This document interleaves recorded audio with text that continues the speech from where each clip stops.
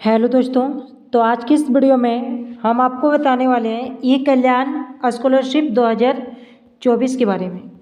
जो ई कल्याण स्कॉलरशिप 2024 का है वह अप्लाई चालू हो चुका है। तो आपको अप्लाई कैसे करना है इस वीडियो में हम आपको स्टेप बाय स्टेप सब कुछ जानकारी देने वाले हैं। तो आप जानना चाहते हैं तो आप वीडियो को पूरा अंत तक देखिए। तो सबसे पहले आप अपने मोबाइल में कोई भी ब्राउज़र ओपन करना है, गूगल या तो क्रोम, ठीक है। और उसमें आपको सर्च करना है ई कल्याण। जब आप ई कल्याण सर्च कीजिएगा उसके बाद आपके सामने कुछ इस तरह का विंडो ओपन होकर आएगा। तो आपको ई कल्याण वाले ऑप्शन पे क्लिक करना है। जब आप क्लिक कीजिएगा उसके बाद आपके सामने कुछ इस तरह का विंडो ओपन होके आ जाएगा। अब आपको यहाँ पे 4 ऑप्शन दिखाई पड़ेगा। स्टूडेंट लॉगिन 23 से 24 आप यहाँ देख सकते हैं। न्यू रजिस्ट्रेशन यहाँ पे सर्विस, ठीक है। अब सबसे पहले आपको 4 ऑप्शन में यदि आप फर्स्ट टाइम ई कल्याण में अपना अप्लाई कर रहे हैं, ठीक है, तो सबसे पहले आपको यहाँ से न्यू रजिस्ट्रेशन करना पड़ेगा, रजिस्ट्रेशन, ठीक है। यदि आप पिछले वर्ष भरे हैं तो आपको स्टूडेंट लॉगिन पे क्लिक करना है। तो चलिए हम सबसे पहले न्यू स्टूडेंट नया भरना है, ठीक है। तो सबसे पहले हम रजिस्ट्रेशन पे क्लिक करते हैं। रजिस्ट्रेशन पे क्लिक करने के बाद आपसे यहाँ पे मांगा जाएगा student Aadhaar number, student name, date of birth, gender और मोबाइल नंबर। जब आप 5 चीज़ भर लीजिएगा उसके बाद वेरीफाई आधार डिटेल्स पे आपको क्लिक करना है। उसके बाद आपके सामने एक OTP आएगा, उस OTP को आपको डाल देना है। उसके बाद आपका जो रजिस्ट्रेशन है वह सक्सेसफुली हो जाएगा, ठीक है। अब हम बात कर तो चलिए हम बैक आ जाते हैं थोड़ा। जब आप रजिस्ट्रेशन कर लीजिएगा उसके बाद आपको यहाँ पे स्टूडेंट लॉगिन पे क्लिक करना है। यहाँ पे आपको 2 ऑप्शन दिखाई पड़ेगा, पोस्ट मैट्रिक स्कॉलरशिप और पोस्ट मैट्रिक आउटसाइड स्टेट। यदि आप झारखंड से हैं तो आपको post matric scholarship within state पे आपको क्लिक करना है। यदि आप झारखंड से बाहर दूसरी जगह पढ़ते हैं तो आपको पोस्ट मैट्रिक आउटसाइड स्टेट पे क्लिक करना है, ठीक है। तो चलिए हम झारखंड से हैं तो हम Jharkhand post matric scholarship within state पे आप क्लिक कर लिए। जब आप क्लिक कीजिएगा, अभी जब आप रजिस्ट्रेशन किए हैं तो आपको यहाँ पे मोबाइल नंबर डालना है और आपका जो पासपोर्ट आप अभी बनाए, ठीक है, पासपोर्ट आपको डाल के ये जो कैप्चर कोड दिख रहा है इस कैप्चर कोड को आपको डाल के यहाँ पे लॉगिन पे क्लिक करना है। जब आप अपना आईडी और पासवर्ड डाल के लॉगिन पे आपको क्लिक करना है। तो चलिए मैंने आईडी पासवर्ड डाल लिया, उसके बाद मैंने लॉगिन पे क्लिक कर दिया।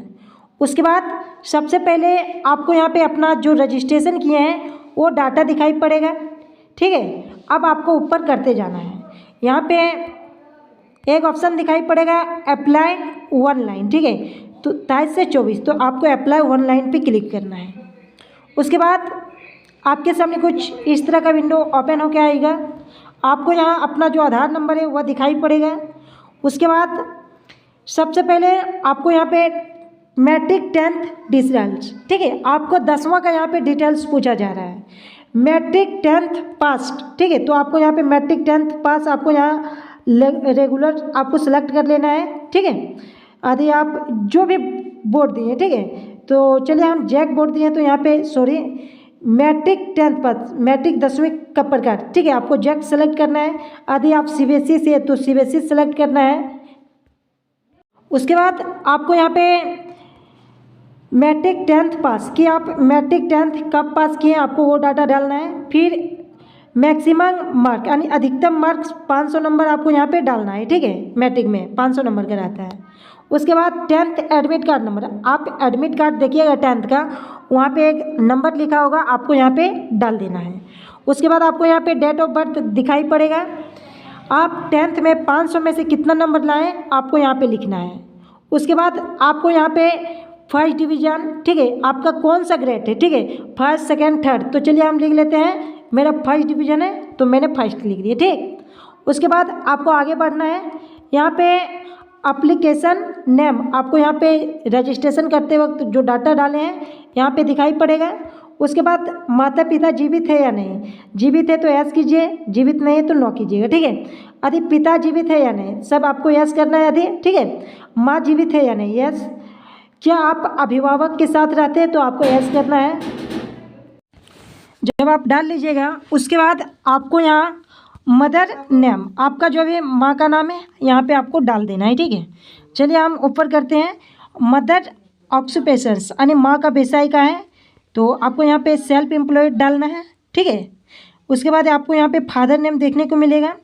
गार्जियन नेम, गार्जियन नेम आप यहाँ पे फादर का ही नाम डाल सकते हैं, या तो इसको छोड़ भी सकते हैं, ज़रूरी नहीं है, ठीक है। रिलेशन विथ गार्जियन, आप यहाँ पे गार्जियन का नाम डालें, वो कौन लगते हैं आपको यहाँ पे सेलेक्ट कर लेना है, ठीक है।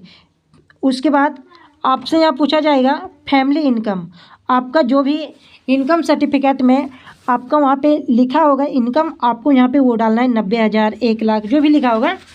उसके बाद आपको यहाँ पे ईमेल आईडी अपना दिखाई पड़ेगा। फादर का व्यवसाय कि फादर आपका क्या करते हैं वो आपको यहाँ पे डाल देना, तो सेल्फ एम्प्लॉयड हम डालनी है। उसके बाद यहाँ पे कैटेगरी, आप कौन सा कैटेगरी से हैं, आपको SC ST BC, ठीक है, आपको यहाँ पे डाल लेना है। उसके बाद आपको यहाँ पे मोबाइल नंबर दिखाई देगा अपना। तो चलिए हम आगे जाते हैं। फिर आपसे यहाँ पे पिता का पैन कार्ड नंबर, पिता का UID नंबर यानी आधार कार्ड नंबर, ये ज़रूरी नहीं है, आप डाल भी सकते हैं या तो छोड़ भी सकते हैं, ठीक है। तो चलिए हम इसको छोड़ देते हैं। उसके बाद आपसे यहाँ इंस्टीट्यूट कॉलेज डिटेल्स, कॉलेज का डिटेल्स पूछा जा रहा है, तो सबसे पहले आपका कॉलेज कौन सा डिस्ट्रिक्ट में है वो आपको यहाँ पे सेलेक्ट कर लेना है। तो चलिए हम कॉलेज को सेलेक्ट कर लेते हैं। उसके बाद ब्लॉक कि आपका कौन सा ब्लॉक पड़ता है कॉलेज, ठीक है, आप जिस भी कॉलेज में पढ़ते हैं वहाँ पे कौन सा ब्लॉक पड़ता है। उसके बाद आपको यहाँ पे कॉलेज का नाम, आपको कॉलेज का नाम सेलेक्ट कर लेना है। यूनिवर्सिटी बोर्ड, आपका जो भी यूनिवर्सिटी बोर्ड नंबर है, ठीक है, तो आपको सेलेक्ट कर लेना है। तो चलिए हम कॉलेज सबसे पहले सेलेक्ट कर लेते हैं। यहाँ पे कॉलेज का अभी ऑप्शन नहीं दिया जा रहा है क्योंकि आज ही चालू हुआ है, आपको पता ही होगा आज ही चालू हुआ है। ई कल्याण में भराने के लिए थोड़ा देर में 4 से 5 बजे तक दे देगा, ठीक है। उसके बाद आपको यहाँ पे यूनिवर्सिटी बोर्ड आपको यहाँ पे सेलेक्ट कर लेना है। कॉलेज ईमेल आईडी और पासपोर्ट मोबाइल नंबर ऑटोमेटिक आ जाएगा सेलेक्ट करने के बाद। उसके बाद आपसे यहाँ पे कॉलेज एडमिशन नंबर, आपका जो भी कॉलेज एडमिशन नंबर है आपको यहाँ पे फिलअप कर लेना है। उसके बाद कॉलेज एडमिशन डेट, आप जो भी कॉलेज में एडमिशन कराएं उसका डेट क्या है, कितना तारीख को आप एडमिशन कराए हैं। उसके बाद कोर्स टाइप, कोर्स टाइप में आपको सेलेक्ट कर लेना है कि आर्ट्स है या कॉमर्स है या साइंस। उसके बाद वर्तमान वर्ष में पाठ्यक्रम किस वर्ष में अध्ययन करते हैं, आप कौन सा क्लास में है आपको यहाँ पे सेलेक्ट कर लेना है। उसके बाद छात्रवृत्ति का प्रकार, आपको यहाँ पे छात्रवृत्ति का प्रकार यहाँ पे ऑप्शन देगा, ठीक है, तो आपको यहाँ पे डे स्कॉलरशिप सेलेक्ट करना है। यदि आप हॉस्टल में रहते हैं तो आपको हॉस्टल सेलेक्ट करना है, वैसे डे स्कॉलरशिप, ठीक है। उसके बाद लास्ट ईयर क्लास डिटेल्स कि आप लास्ट यानी पिछले वर्ष आप कौन सा क्लास में से हैं। सबसे पहले आपको यहाँ पे डिवीज़न ग्रेड CGPA, तो सबसे पहले जो है आपका, तो मैंने डिवीज़न सेलेक्ट कर लिया। पिछले वर्ष कौन सा क्लास में थे, यदि आप अभी 12th में तो पिछले वर्ष 11th में होंगे तो आपको यहाँ पे 11th लिख देना है, ठीक है, इस प्रकार ELEVENTH 11th, ठीक है। उसके बाद यहाँ पे कौन सा डिवीज़न लाए आपको सेलेक्ट कर लेना है। पिछले वर्ष आपका कुल कितना नंबर का था, 500 नंबर का था, जितना भी नंबर का होगा मार्कशीट में देख लीजिएगा, आपको यहाँ पे भरना है। उसमें से आप कितना लाएं आपको यहाँ पे भरना है। डिस्ट्रिक्ट कम्युनिटी एड्रेस, आपको एड्रेस देना है, आपके आधार कार्ड में जो भी एड्रेस है आपको यहाँ पे सेलेक्ट कर लेना है। तो डिस्ट्रिक्ट सबसे पहले पूछा जा रहा है तो मैंने डिस्ट्रिक्ट को सेलेक्ट कर लिया। उसके बाद आपको यहाँ पे अपना जो एड्रेस है आपको फिलअप कर देना है, यहाँ पे पिन कोड नंबर। उसके बाद परमानेंट, यहाँ पे 2 एड्रेस है, ठीक है, परमानेंट एड्रेस यदि आपका दोनों सेम है तो आप यहाँ पे सेम भर दीजिएगा, यदि अलग अलग है तो आप अलग भर दीजिएगा। उसके बाद आपको ओनली JPG फॉर्मेट 1 MB, आपको एक फ़ोटो अपलोड करना है, ठीक है, आपको यहाँ पे फ़ोटो अपलोड करना है जो 1 MB तक होना चाहिए। उसके बाद रेसिडेंट सर्टिफिकेट यानी आपको आवासीय प्रमाण पत्र आपको अपलोड करना है। इशू नंबर ऑफ रेसिडेंट कि आपका जो आवासीय प्रमाण पत्र निर्गत हुआ वह कितना है, वहाँ पे लिखा होगा, ठीक है, आप यहाँ पे देख के भर लीजिएगा। आवासीय प्रमाण पत्र की निर्गत संख्या यानी इनकम रेसिडेंट सर्टिफिकेट आपका कब बना है यहाँ पे आपको लिख देना है, डेट ऑफ इशू, ठीक है। उसके बाद इसी प्रकार आपको कास्ट सर्टिफिकेट अपलोड करना है, उसका डेट ऑफ इशू लिखना है, उसका एप्लीकेशन रेफरेंस नंबर लिखना है, और यहाँ पे हो गया। फिर यहाँ पे आपको इनकम सर्टिफिकेट आपको यहाँ पे सेलेक्ट करके अपलोड करना है। इनकम सर्टिफिकेट का जो संख्या है, सर्टिफिकेट नंबर, उसके बाद इनकम सर्टिफिकेट आपका कब निर्गत हुआ है। आप एक बात ध्यान में रखिएगा कि आपका जो आय प्रमाण पत्र होना चाहिए वह 1 सितंबर 2023 के बाद होना चाहिए, तभी आपका जो आय प्रमाण पत्र है वह वैलिड माना जाएगा। आपका इसके बाद है तो आपको जो इनकम सर्टिफिकेट है वह नहीं डालना है, आपको बना लेना है, ठीक है। नहीं तो आपका जो फॉर्म है वह रिजेक्ट हो जाएगा और आपको जो पैसा है वह नहीं मिल पाएगा। अब आपको यहाँ पे कॉलेज डिटेल्स, आपको कॉलेज का बोनाफाइड डालना है, कॉलेज में मिल जाएगा, आपको लेते आना है और यहाँ पे डालना है।